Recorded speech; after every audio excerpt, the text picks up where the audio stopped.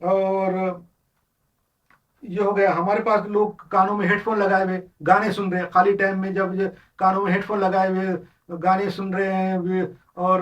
گاڑی چلاتے وقت گانے سن رہے ہیں، یہ بھی نہیں کرنا چاہیے، ترک لایا نہیں ہے۔ جب آپ خالی ٹائم ہے، جیسا میں نے آپ کو بتایا، خالی وقت میں اللہ کی ذکر کرنا چاہیے، کانوں میں لگا کے موبائل کے اندر سے گانے لگے ہوئے چلے جا رہے ہیں، گانے سنتے جا رہے ہیں، ایسا نہیں کرنا چاہیے۔ یہ گانے سننا، یہ ہر چیز کرنا اللہ سے غافل کرتا ہے صحیح طریقے سے۔ خالی اللہ سے غافل کا مطلب نہیں ہے، صحیح دین صحیح راستے سے غافل کرتا ہے۔